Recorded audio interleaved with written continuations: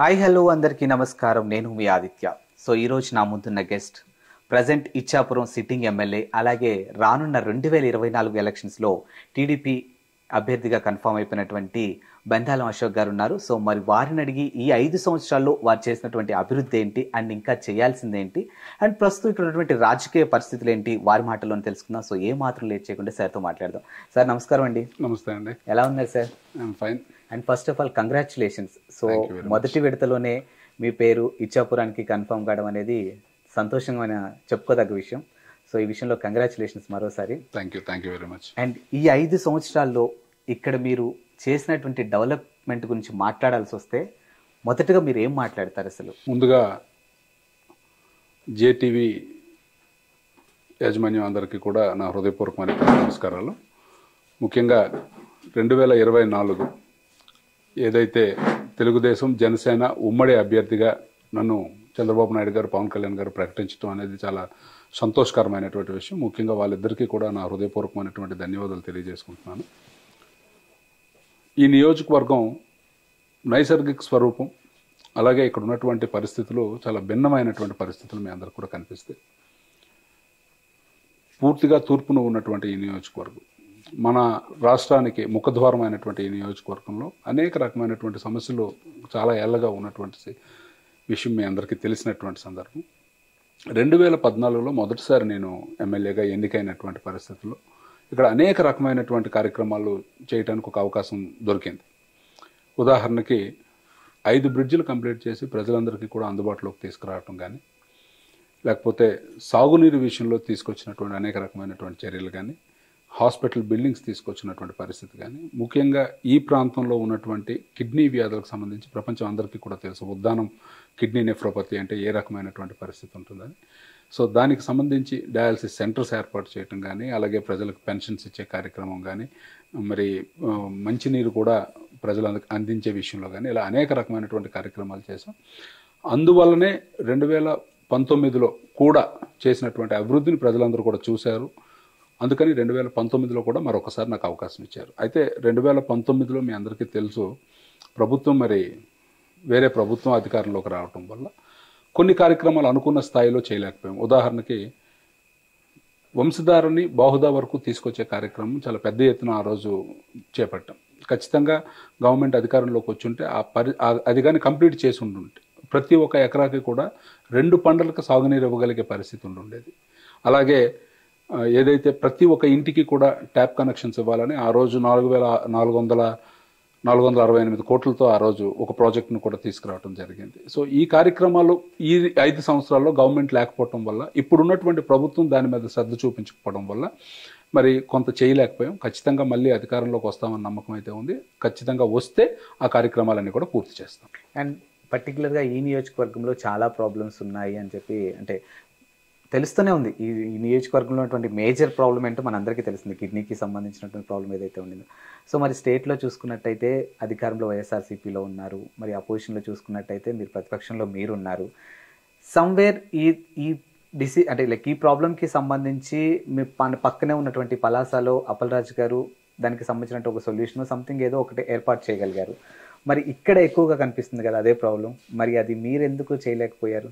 ఒక్కసారి చరిత్రలోకి వెళ్ళినట్లయితే ఈరోజు సీదిరి అప్పలరాజు ఏదో గొప్పగా చెప్పుకుంటున్నటువంటి అంశాలు 2 విషయాల్లో కూడా నేను ప్రస్తావిస్తాను. మీరు ఇప్పటికీ శ్రీకాకుళం కానీ మన కలెక్టర్ ఆఫీస్కి వెళ్తే అక్కడ శిలాఫలకం ఉంటుంది. కాకపోతే మొదలు పెట్టినటువంటి టైం కొంచెం లేట్ అవ్వటం వల్ల, ఎందుకంటే అనేక రకమైనటువంటి ఇష్యూస్, ఎందుకంటే చరిత్ర కూడా తెలియాలి కాబట్టి ప్రజలందరికీ మీ ద్వారా తెలియజేస్తున్నాను. యాక్చువల్గా అక్కడ కిడ్నీ రీసెర్చ్ సెంటర్ అనేది స్టార్ట్ చేసింది చంద్రబాబు నాయుడు గారు. ఈరోజు కొత్తగా అప్పలరాజు ఏమీ దాని గురించి ప్రత్యేకంగా పోరాటం చేసేసి ఏమీ తీసుకొచ్చినటువంటి సందర్భం లేదు.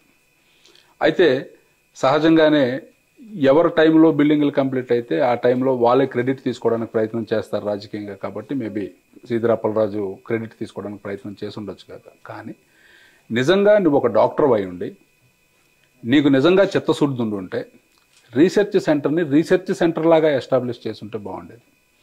గతంలో తెలుగుదేశం ప్రభుత్వంలో ఇచ్చినటువంటి డయాలసిస్ సెంటర్లనే ఈరోజు నువ్వు రీసెర్చ్ సెంటర్ పేరుతో నువ్వు నడుపుతుంటే ఈరోజు ఏ రకంగా నువ్వు క్రెడిబిలిటీ తీసుకుంటావు? ఆ రోజు మేము పవన్ కళ్యాణ్ గారు ఆ రోజు ఆ ఇష్యూని ప్రస్తావించినటువంటి సందర్భం కానీ, ఆ రోజు డ్రాస్టిక్ స్టెప్స్ అని ఎందుకు అన్నాను అంటే, మేము అధికారంలోకి 2014లో వచ్చాం. అప్పుడు తెలుగుదేశం పార్టీ అధికారంలో ఉంది. తెలుగుదేశం పార్టీ అధికారంలో ఉన్నప్పుడు అనేక రకమైనటువంటి డిస్కషన్స్ జరిగాయి. ఎందుకు? దాదాపు 2 దశాబ్దాలుగా ప్రజలందరూ కూడా ఈ కిడ్నీ వ్యాధుల గురించి, కిడ్నీ వ్యాధుల వలన ఇబ్బందులు పడుతున్నటువంటి పరిస్థితి ఉంది. డయాలసిస్ చేసుకోవాలి అని అంటే శ్రీకాకుళమో వైజాగో వెళ్ళాలి తప్ప వాళ్ళకి వేరే ప్రత్యామ్నాయం లేదు. అసలే శారీరకంగా ఇబ్బంది పడుతున్నటువంటి వాళ్ళు ఆర్థికంగా కూడా ఇబ్బంది పడాల్సినటువంటి పరిస్థితులు ఉన్నాయి. అప్పటికి చాలా రీసెర్చ్ ఇన్స్టిట్యూట్స్, అంటే స్టోనీ బ్రూక్ యూనివర్సిటీస్ కానీ, అలాగే ICMR వాళ్ళు కానీ, ఇలా పెద్ద పెద్ద సంస్థలన్నీ కూడా ఆ రోజు వచ్చి ఇక్కడ urine samples, blood samples collect చేసి అసలు ఎందువల్ల ఈ వ్యాధి వస్తుందో తెలుసుకునే ప్రయత్నం చేశారు. అయితే చేశారే తప్ప శాంపిల్స్ కలెక్ట్ చేశారు కానీ అసలు దానికి ఒక కన్క్లూజన్ ఇవ్వలేదు. ఇది పలానా వాటర్ వల్ల వస్తుందా లేకపోతే ఇంకొక దాని వల్ల వస్తుందా అని ఎవరు కూడా చెప్పలేనటువంటి పరిస్థితి. దానివల్ల ప్రజలు ప్రభుత్వాల మీద విశ్వాసం కోల్పోయారు. విశ్వాసం కోల్పోయినటువంటి పరిస్థితుల్లో ఏ రకంగా మళ్ళీ వాళ్ళ విశ్వాసాన్ని మనం గెయిన్ చేయాలి? ఎందుకనంటే ఖచ్చితంగా మీకు తెలిసిందే, ఒక వ్యాధి ఎందుకు వస్తుందో తెలుసుకోవాలంటే దాని మీద సిరీస్ ఆఫ్ ఎక్స్పెరిమెంట్స్ జరగాలి అని అంటే ప్రజలు సహకరిస్తే కానీ ఆ పరిస్థితి ఉండదు.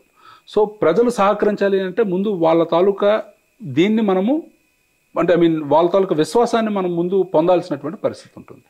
దీనికోసం ఇక్కడ ఉన్నటువంటి IMA, ఇండియన్ మెడికల్ అసోసియేషన్లో ఉన్నటువంటి డాక్టర్స్ అందరితో కూడా ఇక్కడ మాట్లాడటం జరిగింది.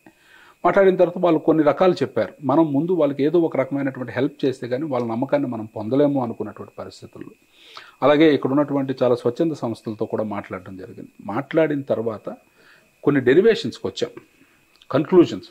లైక్ మనం పెన్షన్ ఇవ్వాలి, డయాలసిస్ సెంటర్స్ ఎస్టాబ్లిష్ చేయాలి, శుద్ధమైనటువంటి తాగునీరు మనం అందించే పరిస్థితి ఉండాలి, ఉచితంగా మందులు పంపిణీ చేస్తే బాగుంటుంది అని ఇక్కడ ఉన్నటువంటి డాక్టర్స్ చాలామంది, ఈరోజు ఇక్కడ రాజేంద్ర ప్రసాద్ గారు కావచ్చు, శివాజీ గారు కావచ్చు, అలాగే మల్లేశ్వరరావు గారు కావచ్చు, వీళ్ళందరూ ఇచ్చినటువంటి ఫీడ్బ్యాక్తో ఇవన్నీ కన్క్లూజన్స్ని తీసుకొని వెళ్ళి చంద్రబాబు నాయుడు గారికి ఇచ్చినప్పుడు మొట్టమొదటిసారి 2500 పెన్షన్ అనేది ఆ రోజు ఇచ్చింది తెలుగుదేశం గవర్నమెంట్. ₹2కే 20 లీటర్ల శుద్ధ జలాన్ని NTR సుజల పథకం ద్వారా ఇచ్చినటువంటిది తెలుగుదేశం గవర్నమెంట్. అలాగే ఉచితంగా మందులు పంపిణీ చేశాం. డయాలసిస్ సెంటర్స్ దాదాపు 5-6 ఈరోజు జిల్లాలో ఎస్టాబ్లిష్ చేసినటువంటి పరిస్థితి. ఇవన్నీ చేయటం వల్ల ప్రజలకు నమ్మకం పెరిగింది. అప్పుడు రీసెర్చ్ అనేది ఒక పార్ట్. ఇదంతా కూడా ప్రజల విశ్వాసాన్ని పొందడానికనైతే అసలు వ్యాధి ఎందుకు వస్తుందో తెలుసుకోవడం అనేది ప్రధానమైనటువంటి సబ్జెక్ట్. అందుకని దానికోసం ఒక రీసెర్చ్ టీమ్ని ఎస్టాబ్లిష్ చేశాం డాక్టర్ వివేకానంద ఝా గారి ఆధ్వర్యంలో.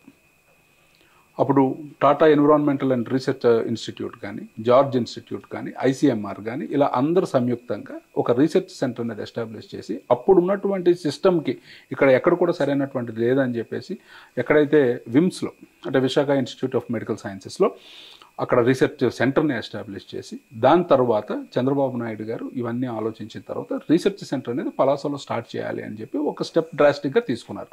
సో ఇన్ని డ్రాస్టిక్ స్టెప్స్ తీసుకున్నది తెలుగుదేశం గవర్నమెంట్. మరి ఈ 5 సంవత్సరాలు మీరేం చేశారు? మీరు చెప్తున్నారు ఏదో సీదిరి అప్పలరాజు హాస్పిటల్ కట్టించాడు అని. సో సీదిరి అప్పలరాజే హాస్పిటల్ కట్టించను అంటే ఈరోజు అక్కడ నెఫ్రాలజిస్ట్ని ఎంతమందిని మీరు పెట్టగలిగే పరిస్థితి ఉంది? అంటే what kind of research are you doing? అలాగే NTR సుజల పథకం ద్వారా ₹2కే 20 లీటర్లు శుద్ధ జలాన్ని ఆ రోజు తెలుగుదేశం గవర్నమెంట్ ఇస్తే ఈరోజు ఆ సిస్టమ్ అంతటిని కూడా డిఫంక్ట్ చేశారు. ఎందుకు? ఇప్పుడు సీదిరి అప్పలరాజుకి మీకు చిన్న కంపారిజన్ కాదు, కంపారిజన్ లాంటిది ఒక వర్గం మాట్లాడుకుంటే సందర్భాలు ఎలా ఉంటాయి అంటే, ఆయన అధికారంలో ఉన్నారు కాబట్టి ఆయన ఈజీగా తెచ్చుకోగలుగుతాడు, ఎలాంటి ప్రాజెక్ట్స్ అయినా తెచ్చుకోగలుగుతాడు, ఎలాంటిదైనా జనాలు చూపించుకోగలుగుతారు. మీరు ప్రతిపక్షంలో ఉన్నారు కాబట్టి కొట్లాడి తెచ్చుకునే సందర్భాలు చాలానే ఉంటాయి.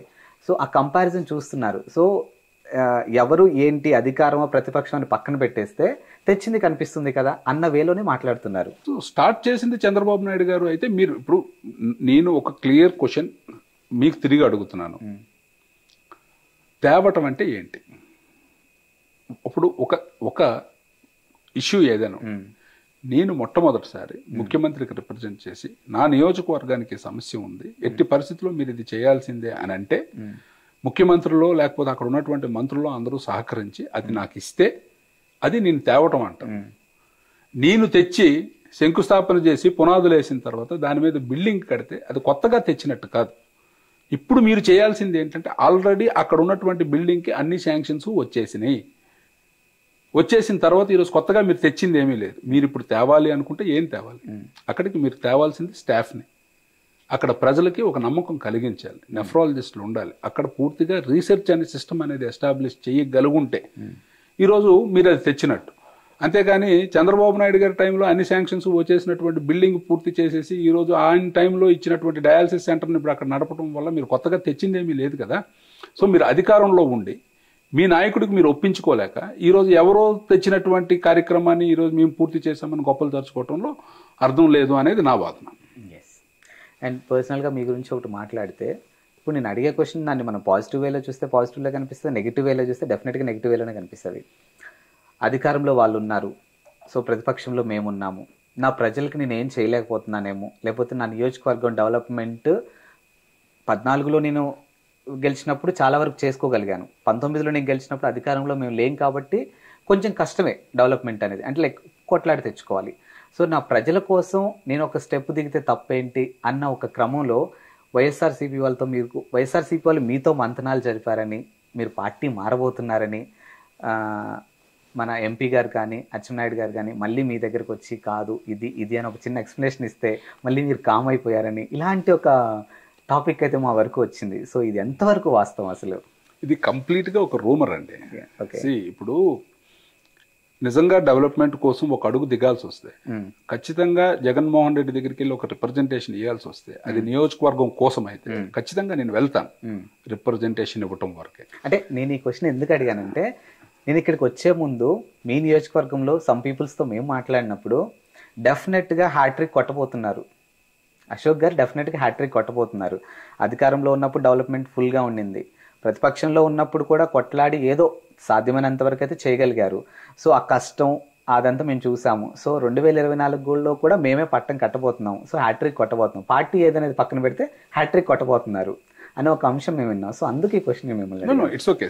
ఇప్పుడు మీరు కూడా కొంత ఫీడ్బ్యాక్ తీసుకున్న తర్వాతే మా దగ్గరికి మీరు వస్తారన్న విషయం మాకు అవగాహన ఉంది. జగన్మోహన్ రెడ్డి దగ్గరికి నేను ఇందాక మీకు చెప్పినట్టు నా నియోజకవర్గ అభివృద్ధి కోసమో నా నియోజకవర్గ ప్రజల కోసమో అయితే ఖచ్చితంగా నేను వెళ్లాల్సినటువంటి సందర్భం ఏదైనా ఉండుంటే ఖచ్చితంగా రిప్రజెంటేషన్ రూపంలో అయితే జగన్మోహన్ రెడ్డి దగ్గరికి వెళ్ళడానికి నాకు ఎటువంటి బెషజాలు ఏమీ లేవు. కానీ పార్టీ మారిపోవాల్సిన పరిస్థితే, అంటే ఎవరో ప్రయత్నాలు చాలా వరకు మీకు తెలుసు, చాలామంది ఎమ్మెల్యేలకి రకరకాలుగా వాళ్ళు ప్రయత్నాలు చేశారు. ప్రయత్నాలు చేయటం వేరు, వ్యక్తిత్వం వేరు. సో పుట్టి పెరిగింది అంటే మా నాన్నగారు దగ్గర నుంచి ఈ రోజు వరకు తెలుగుదేశం పార్టీ. రెండోది, ఒక పార్టీ నాకు 2 సార్లు అవకాశం ఇచ్చిందండి. సో నన్ను గుర్తించిందండి. మూడోసారి కూడా ఇప్పుడు గుర్తించింది. అంటే ఇది జరిగి 4 సంవత్సరాల క్రితం మాట కాబట్టి ఇప్పుడు మీరు అడుగుతున్నారని నేను చెప్తున్నాను. ఇప్పుడు గుర్తించడం అనేది ఒక పార్ట్, నెక్స్ట్ మాట్లాడచ్చు. కానీ 2 సార్లు నాకు అవకాశం ఇచ్చి పార్టీ నన్ను హక్కును చేర్చుకున్నప్పుడు నేనెందుకు పార్టీ మారాలి? పార్టీ నాకేం ద్రోహం చేసిందని నేను పార్టీ మారాలి? సో ఈరోజు ప్రజలు అనుకోవటం అంటే రకరకాలుగా, ఎందుకంటే ఎన్నెన్నో నెగోషియేషన్స్, చాలామంది ప్రయత్నాలు అటు రామ్మోహన్ నాయుడు గారికి చేశారు, అచ్చెన్నాయుడు గారికి చేశారు, నాకు చేశారు.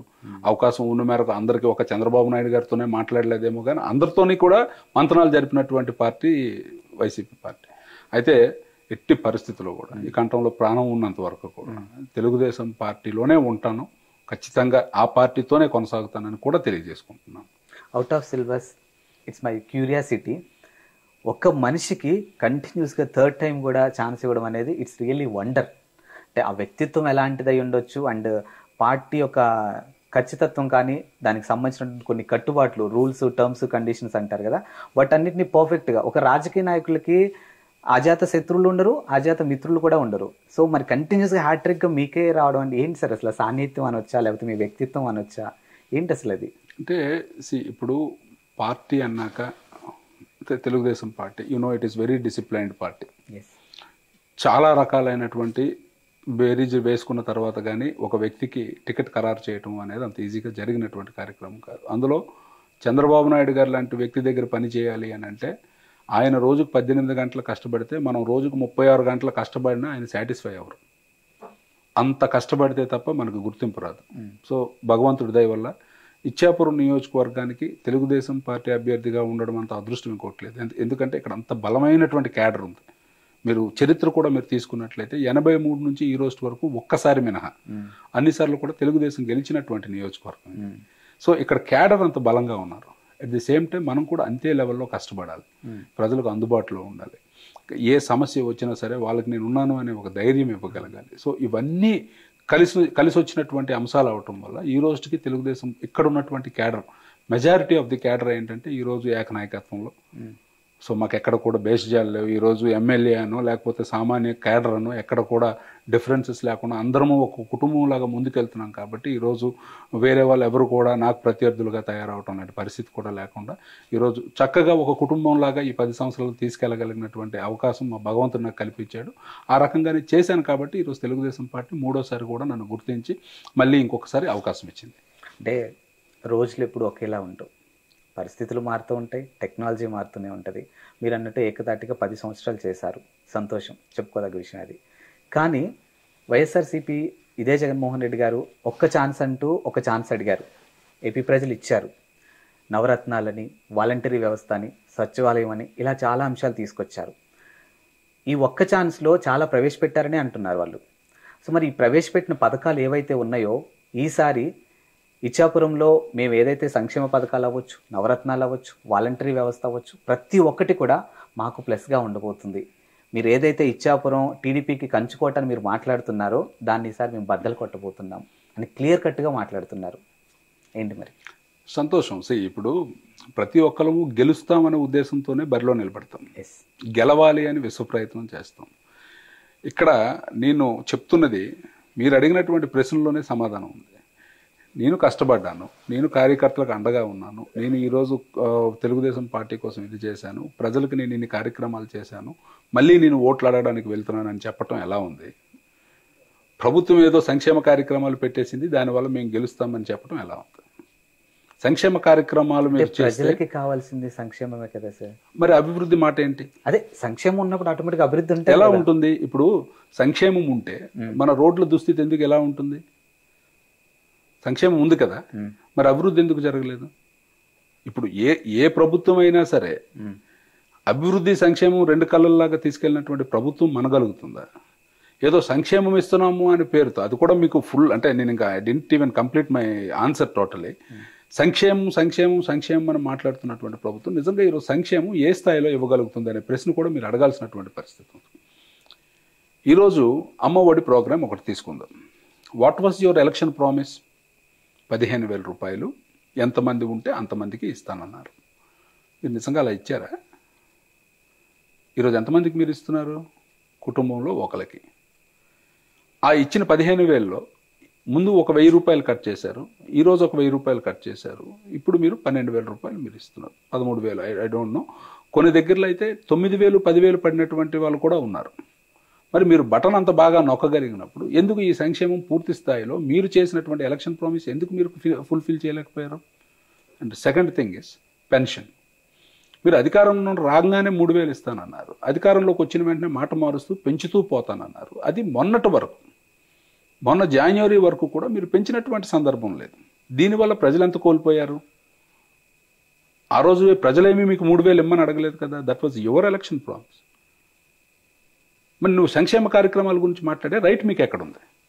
అలాగే చేయూత ఏదో సంథింగ్ ఒక ప్రోగ్రామ్ ఇస్తున్నారు, అది 18,000 ఇస్తున్నారు. అది ఎవరికి ఇస్తున్నారు? మీరు 45 సంవత్సరాలు ఉన్నటువంటి ఆడవాళ్ళ నుంచి 60 సంవత్సరాల వయసు ఉన్నటువంటి ఆడవాళ్ళ వరకు ఇస్తున్నారు. మరి 45 సంవత్సరాల కన్నా దిగువన ఉన్నటువంటి ఆడవాళ్ళు కారా? వాళ్ళు పొదుపు సంఘాల్లో డబ్బులు పొదుపు చేసుకోవట్లేదా? 60 సంవత్సరాలు దాటిన తర్వాత ఆడవాళ్ళకి అవసరాలు ఉండవా?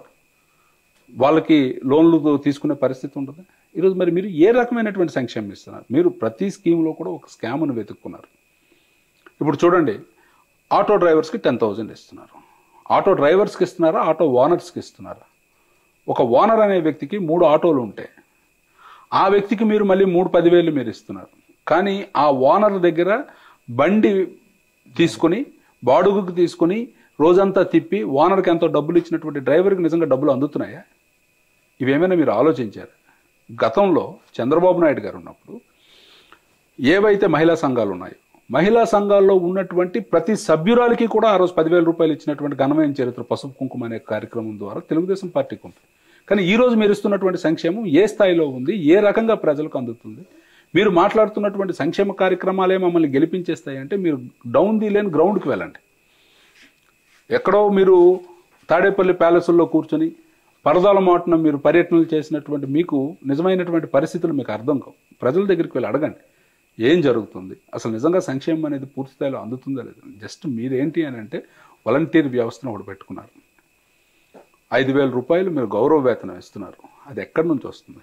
మా జోబులోంచి డబ్బు. అది మీరు మా జోబులో డబ్బు తీసుకొని మీ పార్టీ కార్యకర్తలకు ఇస్తూ మీ పార్టీ పని చేయించుకుంటున్నారు. అది తప్ప మీకున్నటువంటి అడ్వాంటేజ్ ఏమీ లేదు. ఖచ్చితంగా ఒక్క విషయం అయితే క్లియర్గా చెప్పగలను, సంక్షేమ కార్యక్రమాలు మీరు పూర్తి స్థాయిలో ఇవ్వట్లేదు. మీరు మాట్లాడుతున్న అద్భుతాల గురించి మాట్లాడు, సంక్షేమం ఇవ్వట్లేదు పూర్తి స్థాయిలో అనేది పక్కన పెడితే అభివృద్ధి అనేది పూర్తిగా శూన్యం ఈరోజు రాష్ట్రంలో. ఈరోజు మన రాష్ట్రం అన్ని రకాలుగా కూడా ఎంత వెనకబడిందో ప్రతి ఒక్కరికి కూడా తెలుసు. సో ఈ పరిస్థితిని మనం బేరీ చేసుకొని మేమేదో గెలుస్తాం, మేమేదో అనుకుంటే అది ఖచ్చితంగా ఏంటి అంటే దాన్ని వాపు చూసి బలుపు అనుకోవటం, అంతకన్నా ఇంకేమీ లేదు. ఖచ్చితంగా 2024లో తెలుగుదేశం పార్టీ ఇచ్చాపురం గెలవబోతుంది. పక్కన పెడితే రాష్ట్రం అంతా కూడా జనసేన తెలుగుదేశం ప్రభుత్వం రాబోతుంది అన్నది తథ్యం. ఇటీవల జరిగినటువంటి బడ్జెట్ సమావేశాలు చూసుకుంటే ఇప్పటికే ఆంధ్రప్రదేశ్ ఆర్థికంగా చాలా వెనక్కిపోయింది అనే సందర్భాలు చాలా కనిపిస్తూనే ఉన్నాయి. సో మరి బాబు షూరిటీ భవిష్యత్తు గ్యారంటీలో మీరు కూడా 6 పథకాలే పెట్టారు. మరి మీరు పెట్టినటువంటి కొన్ని సంక్షేమ పథకాలతో ఆ ఖర్చుతో ఇవన్నీ క్యాలిక్యులేషన్ చేసుకుంటే మరి ఆల్రెడీ ఆర్థికంగా వెనక్కిపోతున్నటువంటి ఆంధ్రప్రదేశ్ని మరి మీరు పెట్టినవి చూసుకుంటే ఇంకెనక్కిపోతుందా, ముందుకు వస్తుందా? సో ఈ ప్రశ్న క్లియర్గా ఆన్సర్ చేయాలనంటే, ఒక తండ్రి ఉన్నాడు, కష్టపడి సంపాదిస్తున్నాడు, 10 రూపాయలు నెలకు దాచుకుంటున్నాడు. దాచుకున్నటువంటి 10 రూపాయల్లో కూతురు పెళ్లి చేశాడు, లేకపోతే ఉన్నతమైనటువంటి విద్యలకు పంపించాడు. ఈ తండ్రి ఎలా ఉన్నాడు? ఒక తండ్రి ఉన్నాడు, నిత్యం తాగుతూ అన్ని రకాలుగా హోనమైపోయి అప్పులు తెచ్చి చదివించాడు. ఏ ఇల్లు బాగుంటుంది చెప్పండి? That's the same situation of Andhra Pradesh. Chandrababu Naidu గారు సంపద సృష్టించి పంచడం నేర్పించారు. జగన్మోహన్ రెడ్డి అప్పులు తెచ్చి సంక్షేమ కార్యక్రమాలు చేస్తున్నాడు. ఏది మంచిది? ఈరోజు చంద్రబాబు నాయుడు గారు పథకాలు పెట్టారంటే ఖచ్చితంగా దానికి చేయడానికి అన్ని రకాలైనటువంటి అవకాశాలు ఉన్న తర్వాత, స్టడీ చేసిన తర్వాత మాత్రమే అవన్నీ కూడా ఏదైతే చేయగలమో ఆ 5 కార్యక్రమాలు చెప్పడం జరిగింది. ఈరోజు జగన్మోహన్ రెడ్డి ఏం చేస్తున్నాడు? అప్పులు తీసుకొస్తున్నాడు. మీరే అన్నారు, లాస్ట్ బడ్జెట్ సమావేశాలు కూడా అయిపోయినాయి, ఆర్థికంగా మన రాష్ట్రం అత్యంత దయనీయమైనటువంటి పరిస్థితిలో ఉంది అని. ఈ డబ్బులంతా దేనికోసం? ఇక్కడ ఒక ఇండస్ట్రీ వచ్చిందా? ఇండస్ట్రీస్కి ఏమైనా మీరు రాయితీలు ఇచ్చారా? ఒక 10 మందికి మీరు ఉద్యోగాలు ఇచ్చారా? డిఎస్సీలు తీసారా? మీరు చెప్పినటువంటి ఏటా జాబ్ క్యాలెండర్లు తీసారా? కనీసం ఉద్యోగస్తులకి నెలకి సరైనటువంటి పరిస్థితుల్లో జీతాలు మీరు ఇవ్వగలుగుతున్నారు? మరి ఏమీ లేనప్పుడు మీరు ఏం చేస్తున్నారు? చంద్రబాబు నాయుడు గారు ఉన్నప్పుడు కూడా 16,000 కోట్ల లోటు బడ్జెట్తోనే మన రాష్ట్రం పరిపాలన మొదలైంది. కొత్తగా ఏర్పడినటువంటి రాష్ట్రం, అందులో రాజధాని, అందులో పోలవరం, అందులో అనేక అభివృద్ధి కార్యక్రమాలతో పాటు సంక్షేమ సంపాదనలో ఇచ్చినటువంటి ఘనమైనటువంటి చరిత్ర చంద్రబాబు నాయుడు గారికి ఉంది. ఈరోజు జగన్మోహన్ రెడ్డి ఏం చేస్తున్నారు? సో ఈరోజు చంద్రబాబు నాయుడు గారు ప్రకటించినటువంటి పథకాలు అంటే ఖచ్చితంగా రెవెన్యూ జనరేట్ చేయగలను అనే ఒక నమ్మకం ఆయనకు ఉన్నప్పుడు, ఏ రకంగా రెవెన్యూ జనరేట్ చేయడమో ఆయనకు తెలుసు కాబట్టి ఆయన ఈరోజు ఈ కార్యక్రమాలన్నీ కూడా ఈరోజు చేయడం జరిగింది. సో జగన్మోహన్ రెడ్డిలకు అప్పులు తెచ్చేదే చంద్రబాబు నాయుడు గారు రాష్ట్ర పరిపాలనను ముందుకు తీసుకెళ్లారు. సో ఖచ్చితంగా ఈరోజు చంద్రబాబు నాయుడు గారు ఏవైతే ఈ 6 పథకాలు ఏవైతే సూపర్ 6 రూపంలో ఈరోజు ప్రజలకు అనౌన్స్ చేశారో, ఇవి ఖచ్చితంగా సంపద సృష్టించి మళ్ళీ ప్రజలకు తిరిగి ఆ సంపదని పంచిపెట్టే ప్రయత్నం చంద్రబాబు నాయుడు గారు చేస్తున్నారు. Yes. And coming to me నియోజకవర్గం చూసుకుంటే, ఈ నియోజకవర్గంలో జీడికి సంబంధించింది కానీ లేకపోతే కొబ్బరి బీచ్కి వీళ్ళ కోసం యాజ్ ఏ ఒక ఎమ్మెల్యేగా మీరు ఏం చేశారు ఈ 5 సంవత్సరాలు? ఈ 5 సంవత్సరాలు అని నేను చెప్పను, ఎందుకంటే నేను అధికారంలో లేను. బట్ అంటే స్టేట్లో లేను. ఇక్కడ ఎమ్మెల్యేగా ఉండడం వేరు, స్టేట్లో అధికారంలో ఉండటం వేరు. ఎందుకు అని అంటే నేను 2014 నుంచి 2019 వరకు ఎమ్మెల్యేగా ఉన్నటువంటి సందర్భంలో ఇక్కడ కొబ్బరి రైతులకు సంబంధించినటువంటి కోకోనట్ పార్క్ అనేది ఎస్టాబ్లిష్ చేయడానికి ఒక ప్రణాళిక అనేది మేము తీసుకుని అదొక 50 crore ప్రాజెక్ట్ అది. సో ఇక్కడే సిలగాం అనే ఒక పంచాయతీ ఉంది కవిటి మండలంలో, అక్కడ ఒక నర్సరీ ఒకటి ఉంది. ఆ నర్సరీ దగ్గర ఒక కోకోనట్ పార్క్ ఎస్టాబ్లిష్ చేయాలి. ఎందుకంటే coconut park is a value added project అండి. అంటే ఒక కొబ్బరికాయని కొబ్బరికాయ రూపంలో అమ్మేస్తే అది 10 రూపాయలకో 15 రూపాయలకో దళారీ ఎంత చెప్తే అంతకు అమ్మాల్సినటువంటి పరిస్థితి ఉంటుంది. అదే కోకోనట్ పార్క్లో డిఫరెంట్ సెక్టర్స్ లైక్ కొయర్ ఉంటుంది, వర్జిన్ కోకోనట్ ఆయిల్ ఉంటుంది, డెసికేటెడ్ పౌడర్ ఉంటుంది. సో ఒక కొబ్బరికాయకి వాల్యూ యాడెడ్ వస్తుంది. సో రైతులే అక్కడ షేర్ హోల్డర్స్గా ఉంటారు. సో రైతులు సంపాదించుకొని రైతుల ద్వారా రన్ చేయబడినటువంటి ఒక వ్యవస్థగా కోకోనట్ పార్క్. దానికోసం అన్ని ప్రణాళికలు కూడా వేసుకోవటం జరిగింది. అయితే మా దురదృష్టం ఏంటి అంటే ఆ ప్రాజెక్ట్ వైబిలిటీ ఉండాలి అంటే రోజుకి దాదాపు 50,000 కొబ్బరికాయలు ప్రాసెస్ చేయగలిగితేనే ఆ ప్రాజెక్ట్కి వైబిలిటీ ఉంటుంది. సో ఇంతలోగా మా దురదృష్టానికి ఇక్కడ తిత్లీ రూపంలో చాలా పెద్ద దెబ్బ తగలటం, ఆ లెవెల్లో ఇది చేయలేకపోవటం వల్ల ఆ ప్రాజెక్ట్ కొంచెం వెనకబడింది. ఖచ్చితంగా మళ్ళీ అధికారంలోకి వస్తే దానికి సంబంధించినటువంటి ప్రణాళికలు ముందుకు వేసుకుని మళ్ళీ కొబ్బరి రైతులందరికీ కూడా న్యాయం జరిగేలాగా చేస్తారు. ఐ హోప్ మళ్ళీ థర్డ్ కూడా అంటే లైక్ హ్యాట్రిక్ కొట్టాలని ఎవరైనా ఆశిస్తారు. సో యాజ్ ఎ బ్రదర్గా నేను కూడా అదే కోరుకుంటున్నాను. ఇకపోతే 2014 మీరు అధికారంలో ఉన్నప్పుడు డెవలప్మెంట్ చాలా బాగా జరిగింది. 2019 విషయానికి వస్తే ఒక అడుగు కొంచెం వెనకాలే ఉంది బికాజ్ ఆఫ్ స్టేట్లో మేము అధికారంలో లేరు అని. ఇప్పుడు అక్కడ జరిగిన డెవలప్మెంట్కి దాని ప్రతిఫలం ఓటు రూపంలో ప్రజలు చూపించగలిగారు. ఇప్పుడు ఈ కాస్త వెనకడుగు ఉన్నారు కదా, సో మరి ఈ ఇంపాక్ట్ అనేది 2024లో ఏమైనా ఉండబోతుందా? ఖచ్చితంగా ఉండదండి. ఇప్పుడు ఎవరు ఏం చేశారు అనేది ప్రజలందరూ కూడా గమనించారు. తెలుగుదేశం పార్టీ అధికారంలో ఉన్నప్పుడు ఆ స్పాన్ ఆఫ్ 5 yearsలో we did lot of things.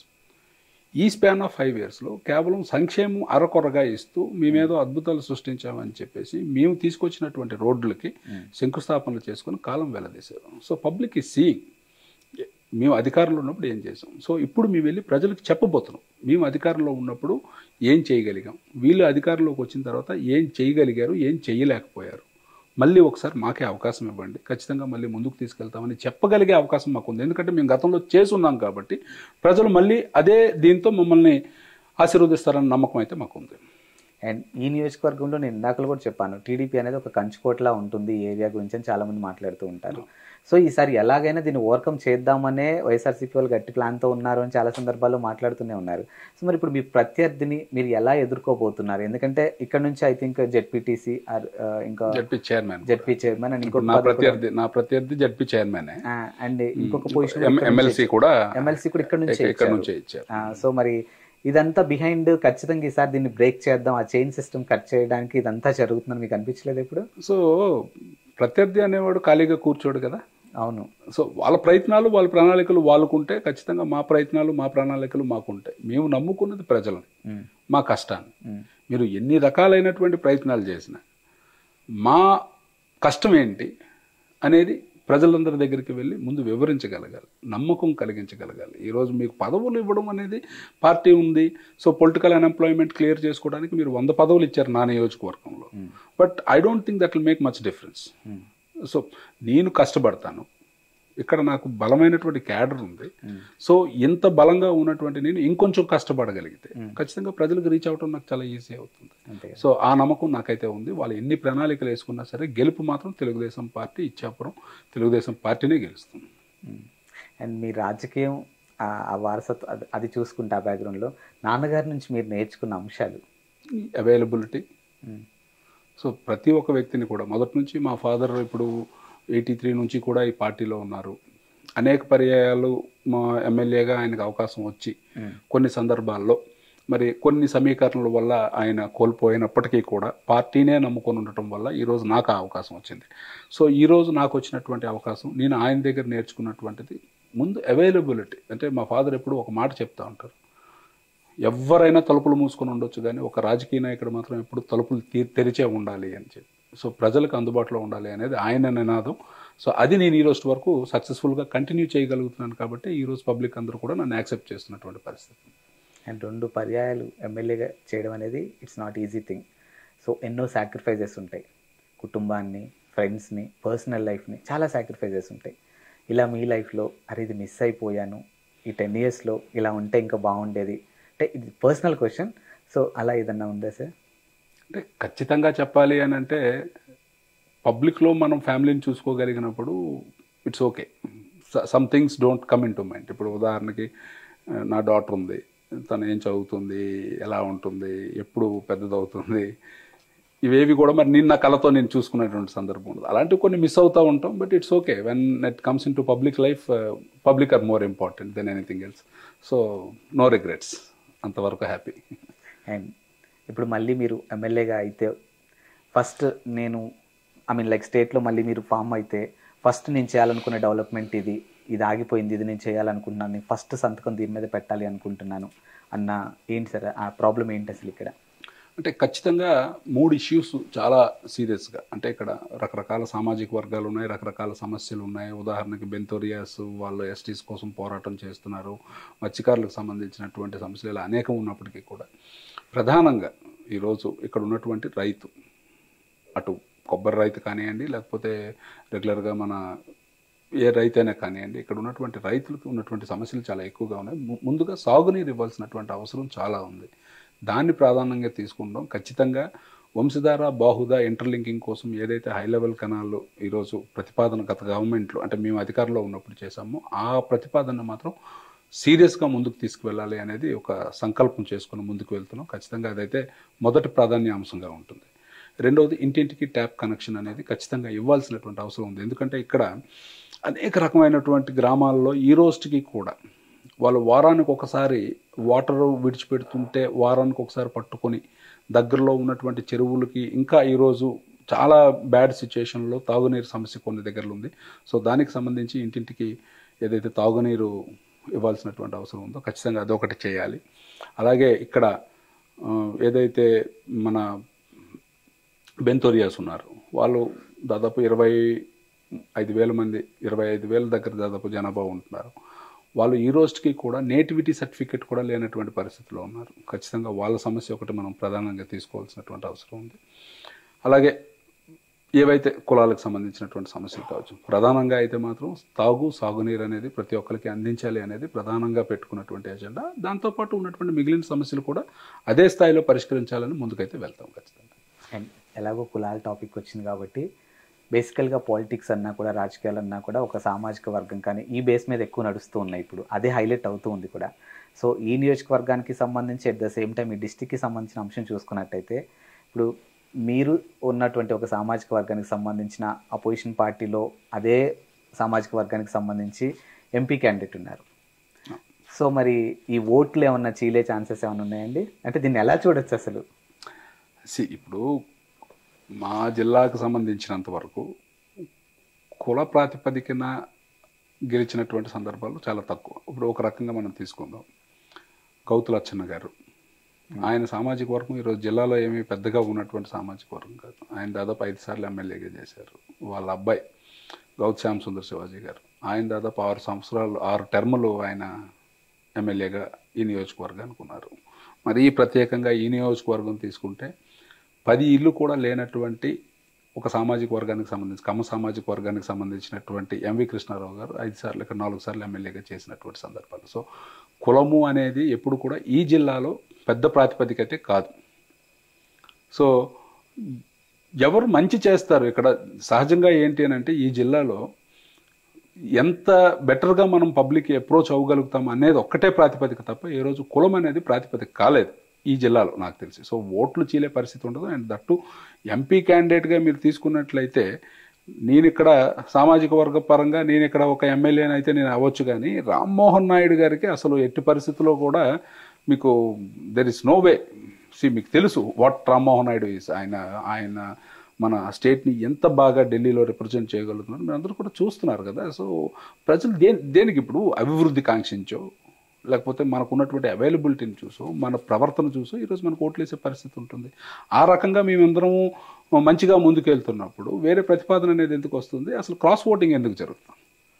So ఆ ఛాన్స్ అయితే లేదు. ఖచ్చితంగా మళ్ళీ ఇక్కడ నేను 3వసారి, మళ్ళీ అక్కడ రామ్మోహన్ నాయుడు 3వసారి, మళ్ళీ ఖచ్చితంగా ఎంపీ ఎమ్మెల్యే స్థాయిలో మేము ఉంటామనేది ప్రగాఢమైనటువంటి విశ్వాసం.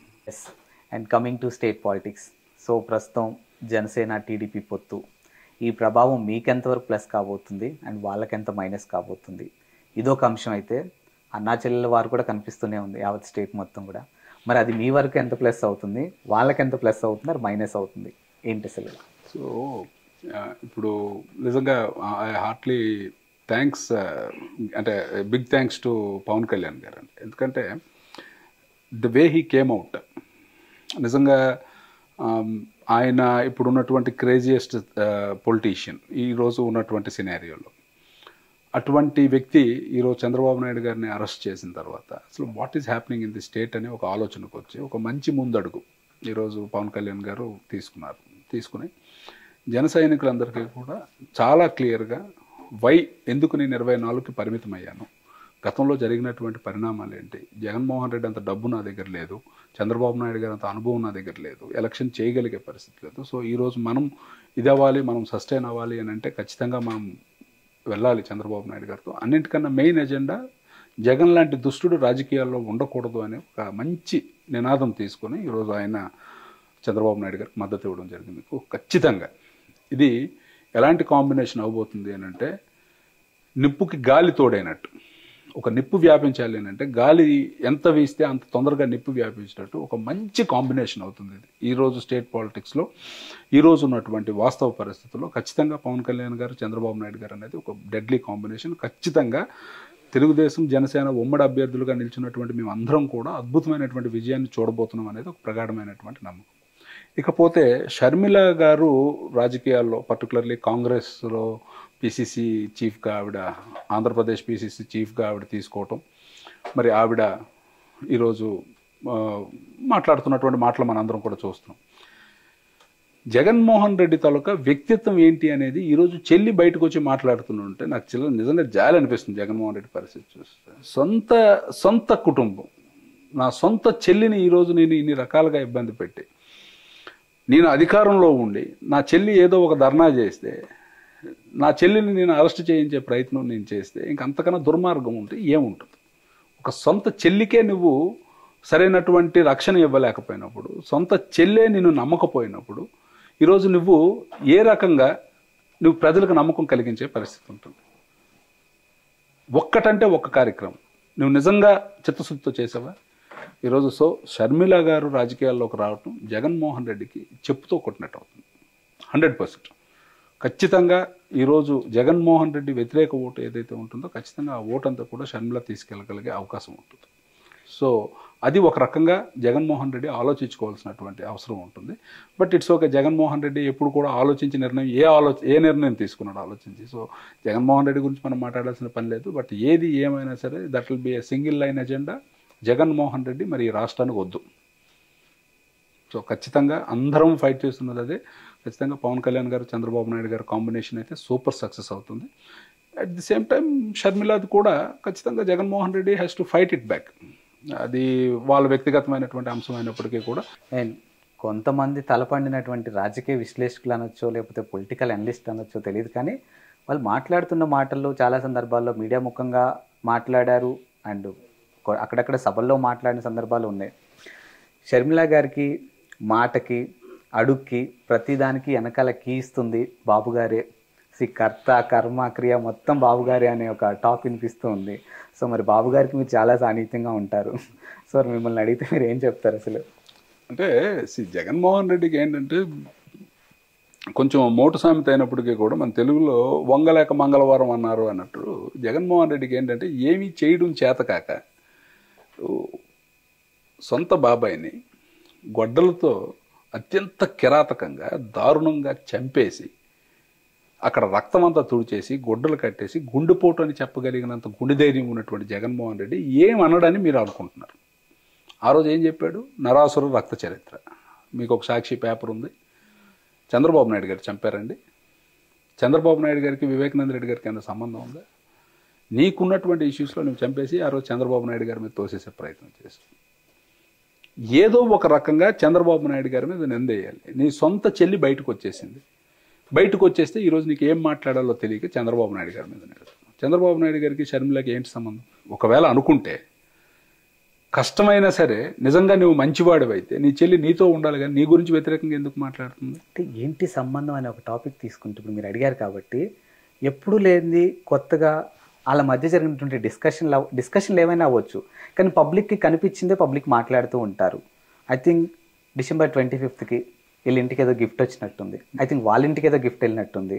సో ఎప్పుడు లేనిది కొత్తగా ఈ గిఫ్ట్లు ఇవ్వడాలు ఏంటి అన్న ఒక కోణంలో జనాలు మాట్లాడేస్తున్నారు. So it's okay. ఇప్పుడు పాలిటిక్స్లో ఉన్నాక నా ప్రత్యర్థి ప్రియా విజయ్ గారు కావచ్చు, లేకపోతే వాళ్ళ హస్బెండ్ సాయిరాజ్ గారు కావచ్చు, నాకు అక్కడ కనిపిస్తే నేను వాళ్ళకి నమస్కారం పెట్టినా సో అది జస్ట్ సంస్కారం మాత్రమే. సో రాజకీయాలు, ఏపీ రాజకీయాల్లోకి వచ్చారు. రాజకీయాల్లో మీరు అన్నట్టు శాశ్వత మిత్రులు ఉండరు, శాశ్వత శత్రువులు ఉండరు. సో ఆ మాత్రము చేసినంత మాత్రాన అదేదో దానికి వేరే పెడార్థం తీసి జగన్మోహన్ రెడ్డి ఎంత దారుణంగా అండి, జగన్మోహన్ రెడ్డికి సంబంధించినటువంటి మంత్రులు షర్మిల గారిని ఏదో రాజశేఖర్ రెడ్డి గారి డాక్టర్ కాదు అని కూడా మాట్లాడారండి. అది ఎంతవరకు మంచిదండి రాజకీయాల్లో? సో నేను అన్నది ఏంటంటే రాజకీయాల్లో సంస్కారం ఉండాలి, ప్రధానమైనటువంటి అంశం. కానీ దురదృష్టం ఏంటంటే జగన్మోహన్ రెడ్డి అనే పార్టీకి మీరు చూడండి డౌన్ ది లేన్. అటు జగన్మోహన్ రెడ్డి ఏం మాట్లాడతాడు, వాళ్ళ మంత్రులు ఏం మాట్లాడతారు, వాళ్ళ ఎమ్మెల్యేలు ఏం మాట్లాడతారు, వాళ్ళ జెడ్పీటీసీలు ఏం మాట్లాడతారు, వాళ్ళ ఎంపీటీసీలు ఏం మాట్లాడతారు, వాళ్ళ సర్పంచ్లు ఏం మాట్లాడుతున్నారు, ఆఖరికి ఈరోజు గ్రామ స్థాయిలో ప్రజలు డబ్బులు తీసుకుంటున్నటువంటి వాలంటీర్ ఏం మాట్లాడుతున్నారు.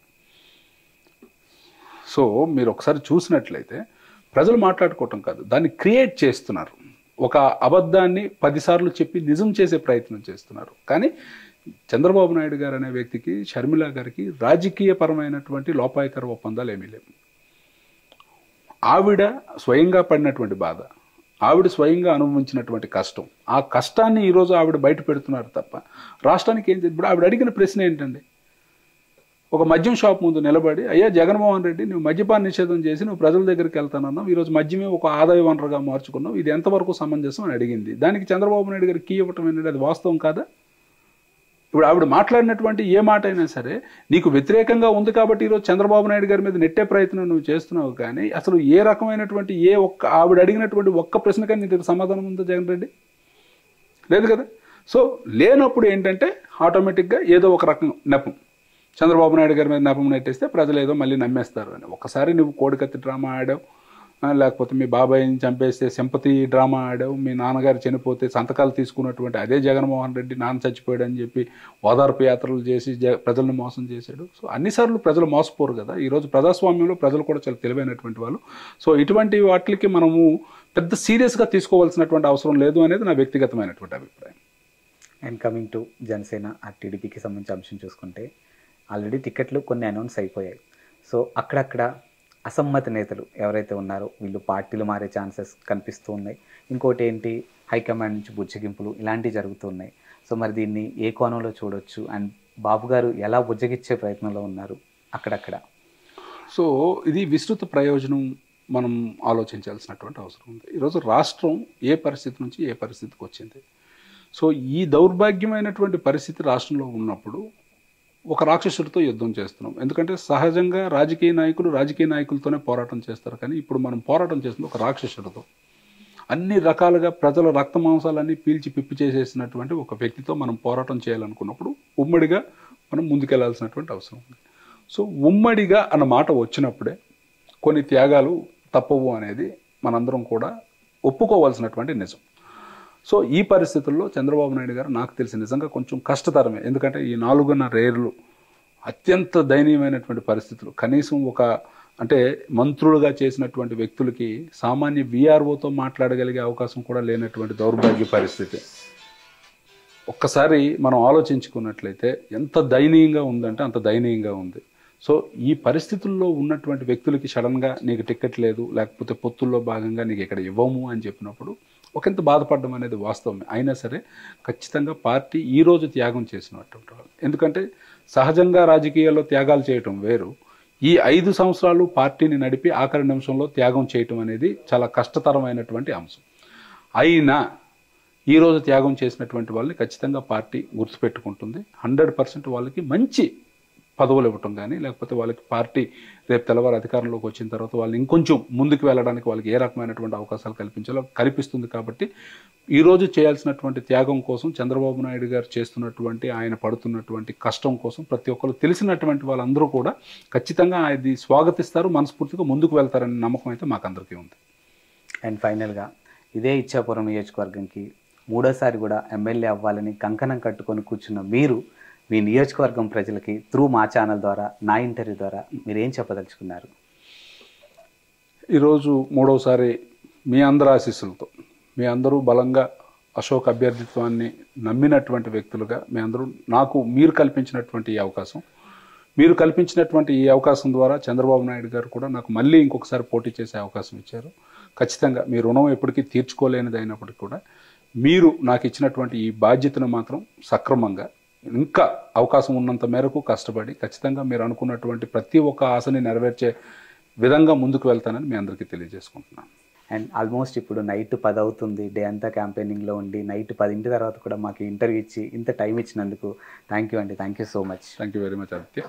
Thank you. Thank you sir.